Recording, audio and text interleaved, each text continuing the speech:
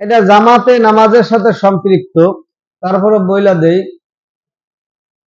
ইমাম সাহেব নামাজ পড়াইতেছে, যে কোনো কারণেই হোক, ইমাম পারদর্শী হোক বা দুর্বল হোক, নামাজ আউলাই গেছে।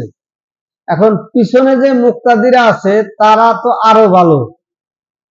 এখন আর একজনে, হয়তো ইমাম সাহেব হোক বা আর একজনে হোক, সে নামাজ আইসা পায় নাই বা দেরি হয়েছে, আইয়া দেখে যে ইমাম সাহেব আউলাই ফেলাইছে। এখন পিছন থেকে সে লোকমা দিতেছে, বইলা দিল বসবেন না, দাঁড়াইবেন। অথবা সূরা আউল বাজাইছে, ইমাম সাহেব দূরের, তখন আর একজনে পারে, সে বইলা দিল। এবং তার মানে বাতলানো পথে যদি ইমাম সাহেব নামাজ সংশোধন করে আগায়, তাহলে নামাজ ভাঙ্গিয়ে যাবে। অর্থাৎ যেই ব্যক্তি এই ইমামের পিছনে ইক্তেদা করে নাই, এমন ব্যক্তি পিছন থেকে ভুল ধরাইয়া দিলে, ভুল শুধরাইয়া দিলে, ওই শুধরানি গ্রহণ করলে নামাজ ভাঙ্গিয়া যাবে। বলতে পারেন এত পেশালের দরকার কি? পেশালের দরকার যেদিন কাজে লাগবে, ওই দিন আর এই পেশাল করার সুযোগ থাকবে না। তো মুক্তাদি ব্যতীত অপর ব্যক্তির লোকমা লওয়া, যে এই ইমামের সাথে ইক্তেদা করে নাই, এমন ব্যক্তির শুধরানো সে মানবে না। সুসংবাদ ও দুঃসংবাদের উত্তর দেওয়া, এগুলো আগে আলোচনা হয়েছে, আবার বলি। কেউ নামাজ পড়তেছে, হয়তো পিছন থেকে একজনে আইসা ওইখান থেকে কোন সুসংবাদ দিক বা দুঃসংবাদ দিক, সে ভাবতে তুমি মসজিদে বসা রয়েছে, জোর ওইখান থেকে বইলা দিল এই ঘটনা ঘটছে। তুমি নামাজের ভিতরেই সুসংবাদ পাইয়া হয়তো আলহামদুলিল্লাহ বা ভালো হয়েছে এমন কিছু বললো, অথবা দুঃসংবাদ ইন্না লিল্লাহ অথবা হাই কইয়া উঠবে। এরকম নামাজরত অবস্থায় যদি আওয়াজ তার মুখ থেকে বের হয়, তাহলে নামাজ নষ্ট হয়ে যাবে।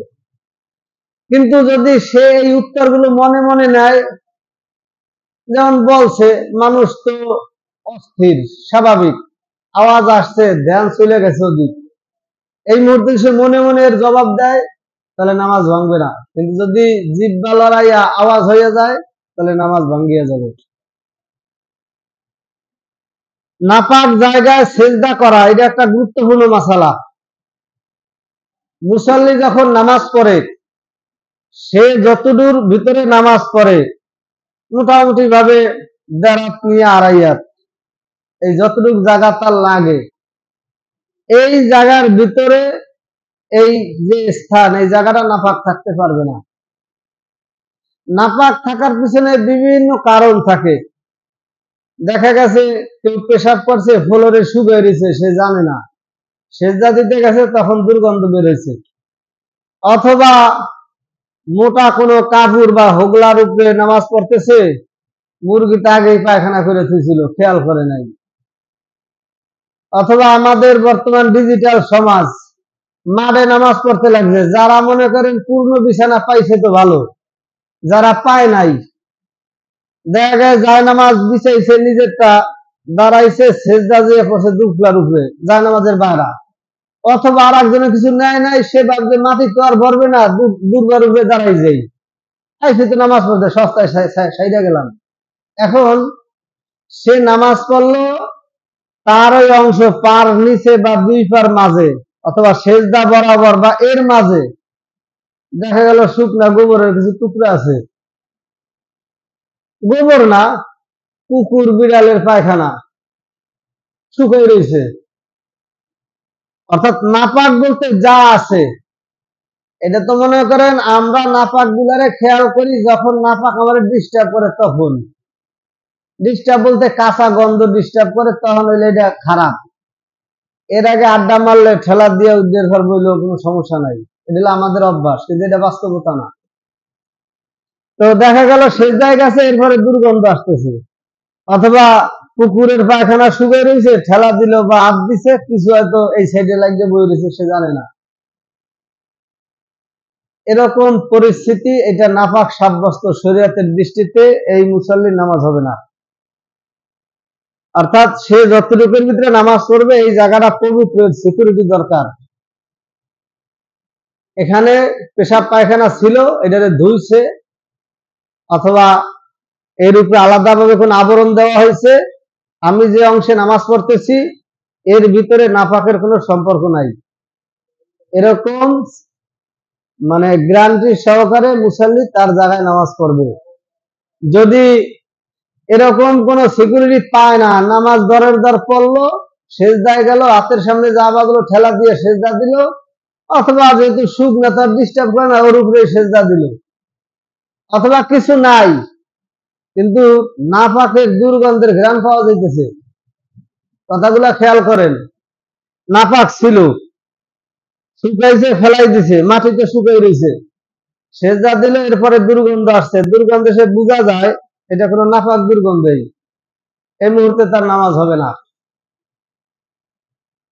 এই গেল একটা মোটা কথা। দ্বিতীয় কথা হইল, সে যেখানে নামাজ পড়তেছে জায়গাটা নাপাক নিশ্চিত, কিন্তু এই নাপাকের উপরে এমন একটা আবরণ দিছে, পলিথিন, মোটা কাপড়, যা দিছে দেওয়ার কারণে নিচের নাপাক তার উপরে এর কোনো চিহ্ন পর্যন্ত ভাসে না।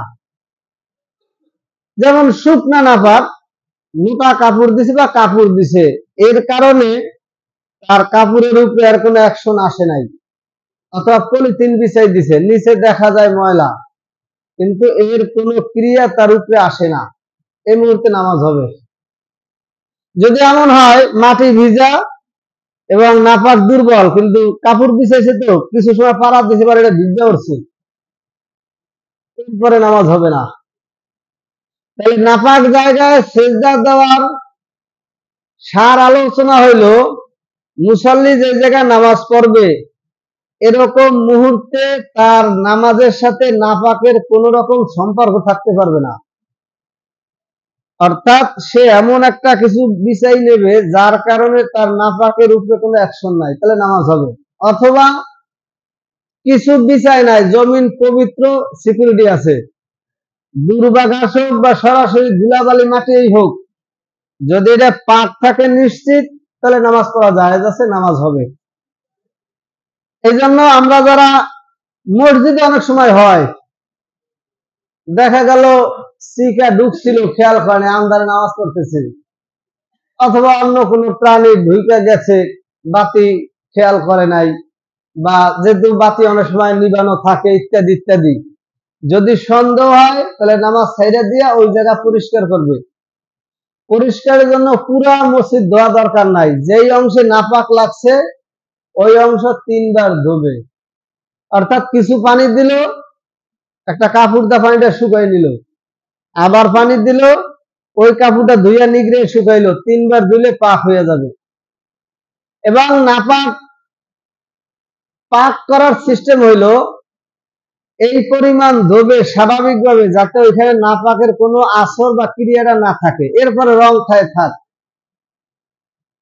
একটা সাদা কাপড় নাপাক করছে, সাবান দিচ্ছে, এরপর তো দাগ ওঠে না, এরকম হইতেই পারে, দাগ না উঠলে সমস্যা নাই, কিন্তু মূল তার যে অ্যাকশন ছিল এই অ্যাকশনটা দূর হইলে এটা পবিত্র সাব্যস্ত হবে।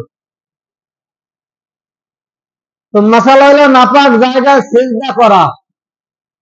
মোটামুটি ভাবে বুঝতে পারছেন যে নাপাক জায়গায় সেজদা করার সার অংশ কি। এবার এই অনুপাতে পবিত্র জায়গায় সেজদা দিতে হবে নামাজ হওয়ার জন্য।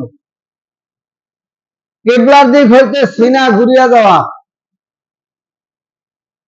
একটা মানুষ বাইতুল্লাহকে কেন্দ্র কইরা বাইতুল্লাহর দিকে মুখ কইরা নামাজ পড়বে। আল্লাহ বলেন ফাওয়াল্লি ওয়াজহাকা শাতরাল মসজিদিল হারাম, তোমার রূপ, তোমার দিকটা সাব্যস্ত হবে বাইতুল হারামের দিকে, অর্থাৎ কালো ঘর যেটা।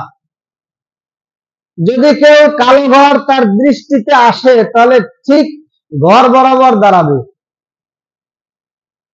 যতটুক অ্যাঙ্গেল লাগে ওই পরিমাণ অ্যাঙ্গেল করে দাঁড়াবে। এই জন্য দেখবেন মক্কায় কাঁটা গুলা গোল করে দেওয়া, অর্থাৎ ওই গোল অনুপাতে দাঁড়াইলে একেবারে কাবা ঘর সরাসরি পরে, চার কোন আজকে দেওয়া না, দাগ গোল করে চারিদিক দিয়ে দাগ দেওয়া।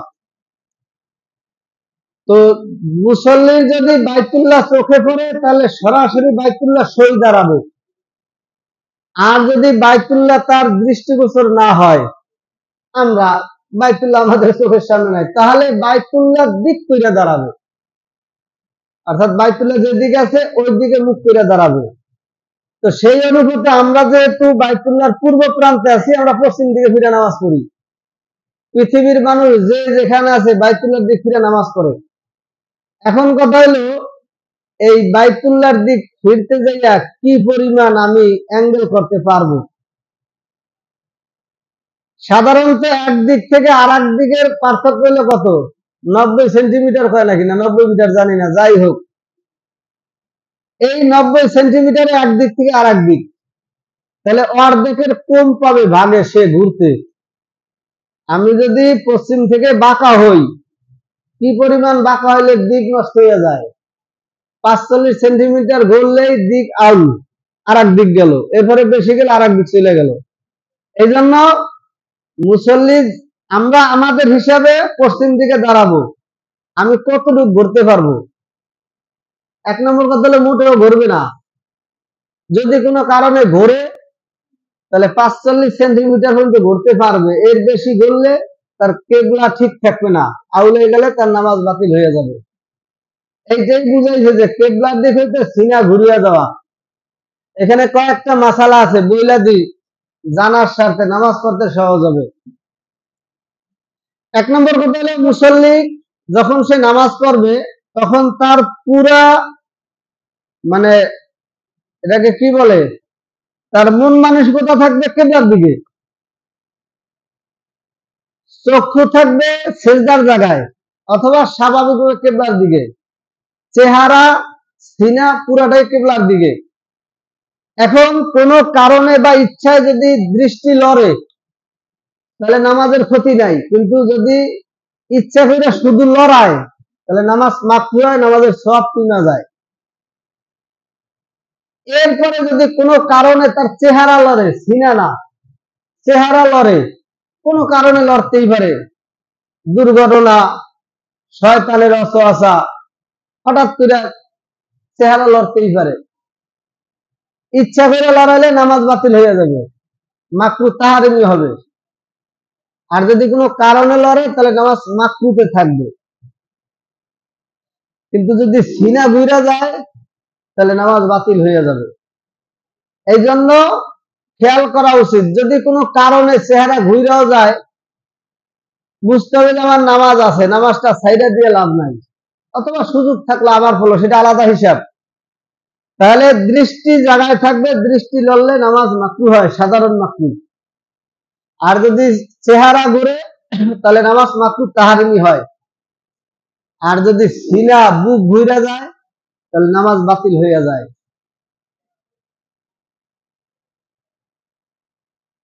কিবলার দিক হইতে সিনা ঘুরিয়া যাওয়া, নামাজে কোরআন শরীফ দেখিয়া পড়া, এই ব্যাপারে যারা বিদেশ করছেন তাদের সাথে একটু ঝামেলা বলতে, যারা অন্য মাযহাবের তারা ফরজ নামাজ বাদে সাধারণ নামাজে কোরআন শরীফ দেখে দেখে পড়ে, এটা অন্য মাযহাবে জায়েজ আছে, কিন্তু ফরজ নামাজে কোরআন শরীফ দেখে পড়ে না।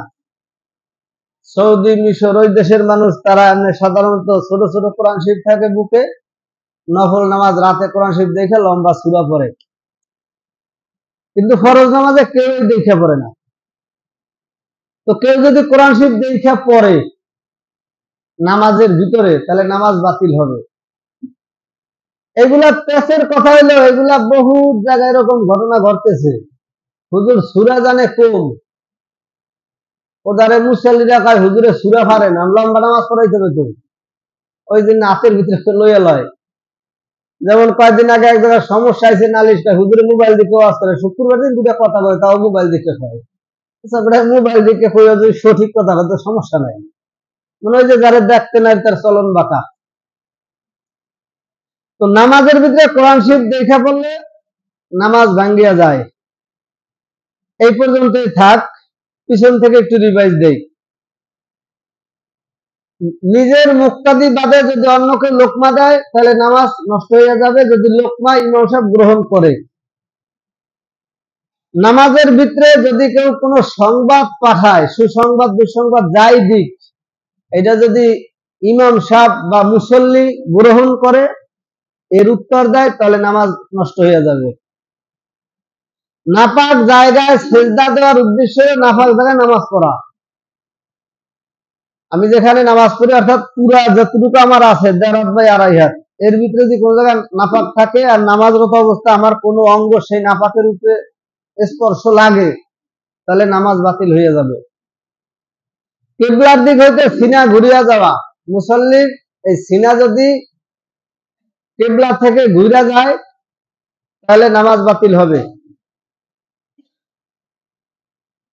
নামাজে কোরআন শরীফ দেখিয়া পড়া, অর্থাৎ নামাজের ভিতরে যদি কেউ মনে করে লম্বা সূরা পড়লে যেহেতু সওয়াব বেশি, এই জন্য কোরআন শরীফ দেখে দেখে পড়ি, এরকম অবস্থায় যে হানাফি মাযহাব মতে ফরজ নফল দুটো ক্ষেত্রে নামাজ নষ্ট হয়ে যায়।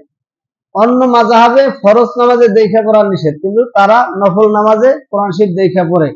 এটা একটা মতনৈক্য মাসালা, আলাদা বিষয়। তাহলে 19টা নামাজ ভঙ্গের কারণের 14টা পর্যন্ত আলোচনা করা হইল। যার যতটুকু মনে থাকে নামাজের ভিতরে এই কারণগুলা এড়াইয়া চলি, অথবা যদি নামাজের সন্দেহ হয় যে ইমাম সাহেব ভালো জানে তার থেকে যাই না নাই বলে নামাজ আমার এই সমস্যাটা ঘটছে, বাদ বাকি